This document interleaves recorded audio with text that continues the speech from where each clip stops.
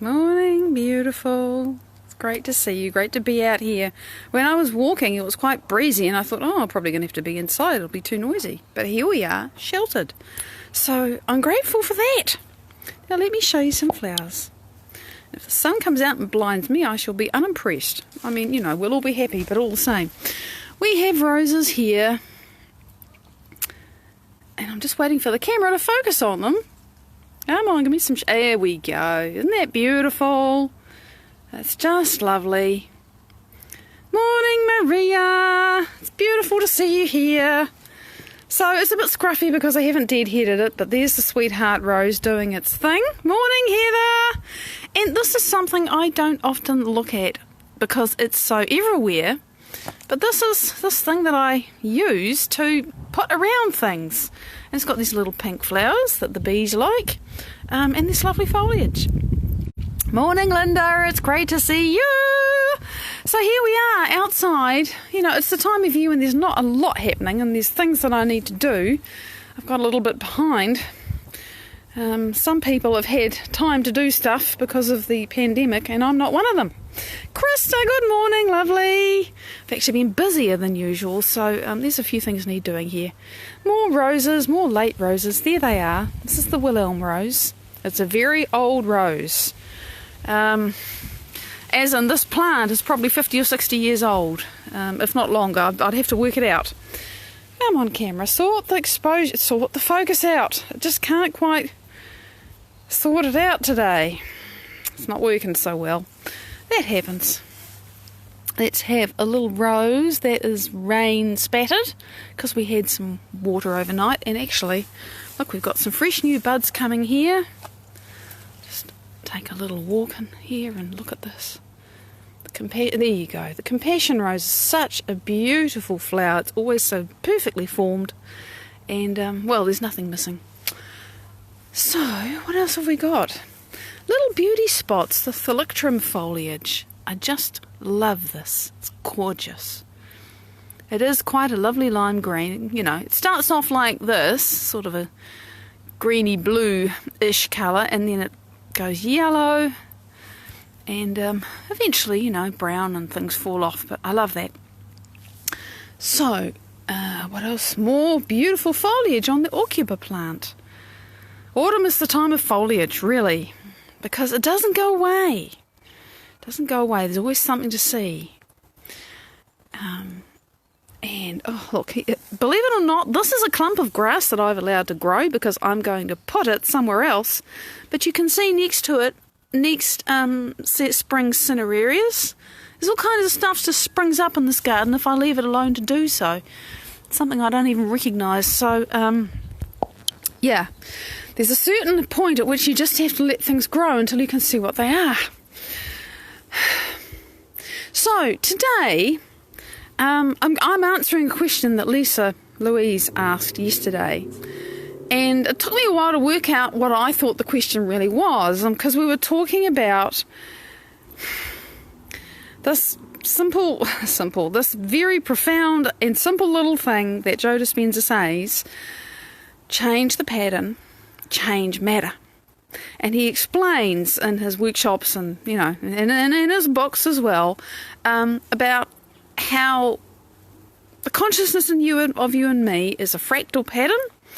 It's a vibration, it's a frequency, it carries all this information, and that creates our physicality, our bodies, our lives. I'm really missing out a lot of stuff here. Hi, Julian. Morning, beautiful man. And if you change that, then your life will change. Because we talked about the lady who had blood clots in her legs, and I mean serious blood clots. She had to take blood thinners for and all kinds of things, just weren't nice. And she created for herself a massive healing. And the blood clots just went away, literally, and in a matter of minutes in the process of her healing. And he was explaining how that happens. And what happens is that if you get more organised energy... Hi, Lisa Louise! We're talking about your question today. If you get more organised energy coming in from the unified field, then it literally unravels things that are less organised, and they go back from being matter to being energy, right? So that was what we're talking about. And the question you asked, Lisa, was, well, if I do this and I do this and I do this and I do this, does that allow me to do that? At least I think that's what you asked. When I felt into what you wrote, that was my feeling about what the question was. It's like, well, if I believe in myself and I claim my sovereignty and I meditate and I believe in it and I eat right, does that mean I'll get to the still point? That's more or less what you wrote. And initially I thought, well, my first answer to that was, well, yes and no. And any combination of those things would actually make no difference or a whole lot of difference. Because none of those things are prerequisites. And I'm just going to hop over sideways now, because this is what I want to talk about. If you see up the top in the post, Joe Dispenza, not long after he'd healed himself from a life-altering injury that should have left him in a wheelchair, and he did it by what he now teaches people to do, but he didn't understand it back then. And he pretty much made a deal with divine intelligence, or whatever you want to call it. He didn't have a name for it. Innate intelligence, which as a chiropractor he knew about innate. He pretty much made a deal with innate that, look, if having said no to Harrington rod surgery, which 4 surgeons had told him to have, because I have the power that makes the body, heals the body, right? Because that's what chiropractors are taught to do, taught to know, they work from that. And he said, right, if I can make connection with it and give it instructions, then I ought to be able to fix this. And he did. And while he was in the process of doing that, he made a deal with that divine intelligence that if he ever walked again, he was going to spend the rest of his life researching the body-mind connection. And he did walk again. In a matter of 10 weeks, he was, he was off. He was done. He was fixed. 12 weeks he was back training. This is after 6 compression fractures and 6 vertebrae in his thoracic spine. Medical miracle. Nobody understood. And so after that, he couldn't go back to his life as it was, because he was somebody else. I talk about becoming somebody different. Well, he had to become a different person. Oh dear, itch. See, he had to become somebody else to make that change in himself. And then he couldn't go back to life as usual. So he sold everything up, and he went and studied a whole lot of stuff. He travelled, he talked to various people, and eventually, and I don't remember the timeline properly, eventually he got really interested in spontaneous remission. In fact, I don't think it took very long. And he interviewed hundreds if not thousands of people who were all in a situation where they had some kind of condition. They were treating it conventionally or non-conventionally, but they were not getting better. And then they got better. And, you would call it a miracle, right? And so he interviewed all these people. He was gathering data because he was a scientist, a researcher even then. And he found 4 things that they all had in common. And it wasn't what they were eating. It wasn't what religion they were. It wasn't the agenda. It wasn't anything about what they were doing. It was these 4 things, which I hope I've remembered correctly. I know I'm close. I've heard him explain this a few times. There's some really good lectures on YouTube where Joe explains this. And so the first thing that these people all held in common was that they understood that there was some connection between how they were thinking and feeling and what was happening in their lives. They just made that connection. And I'm not going to go into these deep because I don't have time, but they said, I created this, really. They took responsibility for it. It's like, right. The next thing and you can look at Joe and his example, lying on his face because he's got 6 compressed vertebrae, so he can't lie on his back, thinking, okay, somehow, whatever, here it is, I'm in this. And the second thing was that there is something bigger than me, outside of me, that I can maybe connect with, or that is involved in this. There's something bigger than me that I can connect with and tap into to create change. Now, for some people, that's God. For some people, that's, for me, it's the divine observer. For some people, it's innate. If you've been trained in chiropractic, whatever it is you call it, there's something bigger than me. There's a force bigger than me. The third thing that these people all realised at one time or another was, I have to reinvent myself. I've got to become someone else. I've got to stop thinking the way I've been thinking. I've got to stop feeling the way I've been feeling. I've got to stop behaving the way I've been behaving. And, you know, I'm doing that right now. Believe me, I've had some stuff just come up very big in my face this morning, and I'm faced with the choice. Do I behave like I believe that's real, or do I behave like this is real? Who am I being? Am I being the person that believes that so-called evidence, or do I believe this other evidence that I know in my heart is true, but my brain is saying, oh no, you can't believe that, you can't trust that? Who am I? And we talk a lot about this. And this process of reinventing yourself does not happen in an instant. You make a decision, you think, I want to be the person who's healed. I want to be the person who's abundant. I want to be the person who feels whole.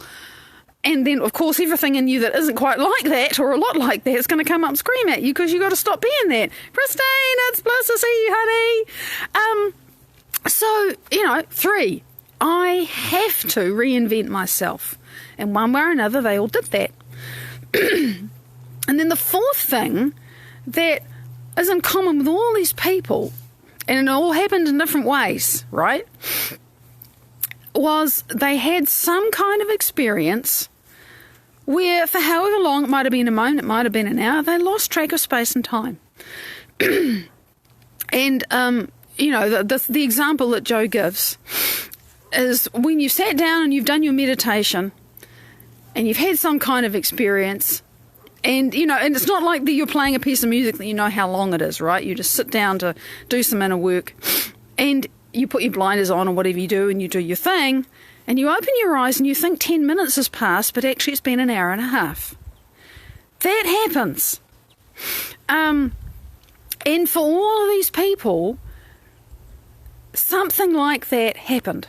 It was just a repeating pattern. All these people I interviewed, there was a moment, and that, of course, you know, when you have lost track of space and time, you're no longer in 3D.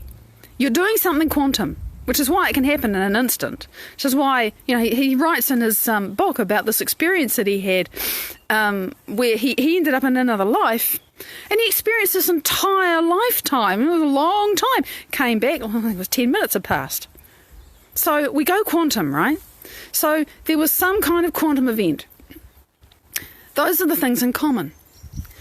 And so for you and me, and because I can't present a whole Joe Dispenza workshop, you know, or a book in, what's now, 7 minutes, the piece that I talk about the most, because it's most under our conscious control, is, but there's a lot of transformation, there's a lot of that reinventing yourself that goes into this, right? The piece that I talk the most about is choosing who I am. For example, when the scary information or the scary experience comes up and says, there's something wrong with you. You need to be afraid about this big bill that you've got to pay, and you don't think you've got the money to pay it. Your friend is in a faraway country and they're going hungry there, and you can't really do that much about it. Okay. And for me, this is fundamentally the choice that I find myself making a lot. And it's all kinds of different stimuli that are they're there, but I find that my response to all of them is the same. So I recognise the pattern. I understand that this is me saying, Maddie, you've got to reinvent this aspect of yourself. Because this aspect of yourself that goes, I feel powerless, I can't do any of that, it's not possible. Pervasive, everywhere.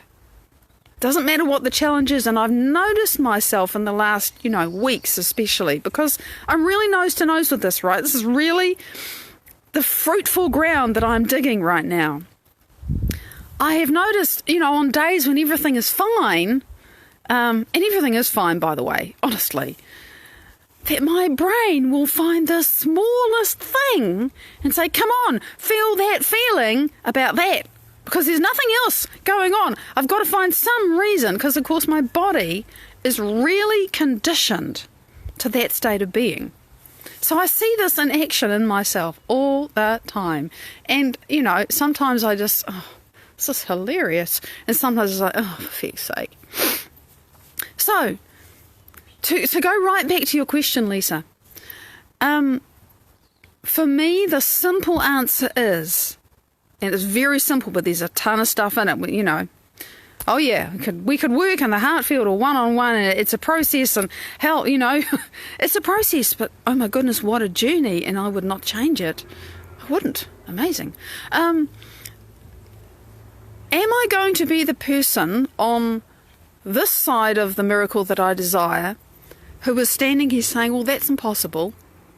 I don't have any evidence. I can't see how it's going to happen. I'm afraid of all the things that my brain can say, well, if this has happened, then blah, blah, blah, blah, blah, you know. Or am I going to be the person who's on the other side of the miracle that I desire? Am I going to walk through this day today, just today, because tomorrow's another lifetime? Am I going to walk through today as the person who's on the other side of the change that I desire? Or the person who's here, can't see how, feels powerless about it, and stays in lack?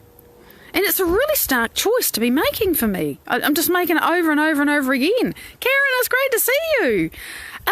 It's amazing how often I have to make it, because I have to reinvent myself, because there are miracles I'm creating.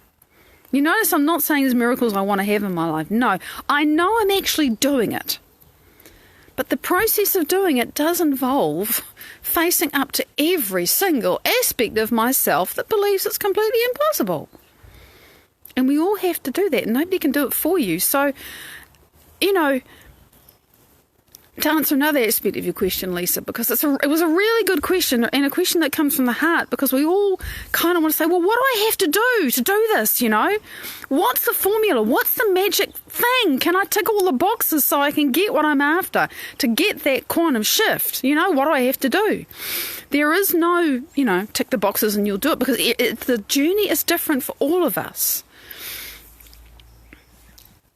But if it helps you to feel more elevated, to change your diet, then do that. If changing your diet because you want to heal your body creates a ton of stress, because it's like, oh God, I didn't eat the right thing, I ate the wrong thing, and that's going to hurt my body, and you're not doing yourself any good. Okay? Getting stressed and wound up about something that you're doing to try to heal yourself or try to elevate yourself is really counterproductive. Cynthia, lovely to see your sunflower bee lady. It's beautiful. You and your flowers and honeybees. So the thing that we do to elevate ourselves, what's important is, for me, whether it actually elevates me. And if I'm busting my ass to do something that is good for me, but I'm busting my ass, or I'm feeling resentful about it, or I'm feeling that I have to do it because if I don't, I'm going to get sick or, you know, go without or whatever, that for me is a red flag. That is something I need to change, because if I'm saying I have to do that because if I don't, something bad's going to happen to me, then I'm in fear. And that's the energy that I hold around the fact that I'm doing it. So I may be doing all the right stuff, but if I'm doing it for the wrong reasons, or I'm doing it just because I'm scared, that isn't, you know, it isn't how I want to be. And it's interesting because I've had a few opportunities recently, and I know this is all part of the same thing. I've had a few opportunities recently of people asking me for things, really reasonable, really sweet, really lovely things. But because of how much I'm having to focus on me and my space and holding my space with all the different plates that are spinning in my head, all the stuff that's coming up for me, right? It is thick and fast. I just can't let another energy into my space right now because I cannot process it. Because, you know, when I meet with somebody, I meet with them. It is an experience. I don't just sit there and talk to somebody. It's a full-on connection. And it doesn't matter whether they're working with me or I'm working with them. And right now, I just can't handle it. It's just a fact. I have to maintain my own state of being. It's primary. I can't show up in the morning in a space that's useful to you unless I do that. And I don't find it comfortable to say no. But in order to be true to myself, I've had to. And that's, it's like, oh. And it's all the same stuff, Who am I? The person on this side of the miracle or the person on that side of the miracle? And it throws it into really sharp relief when you're, you've woken up in the morning and you're feeling a certain way and you say, okay, is this the feeling of the person on this side of the miracle or the feeling of the person on the other side of the miracle? And if I don't want to feel like this, and I'm just using that as an example, then how do I want to feel and what am I going to do to move myself into that state of being today?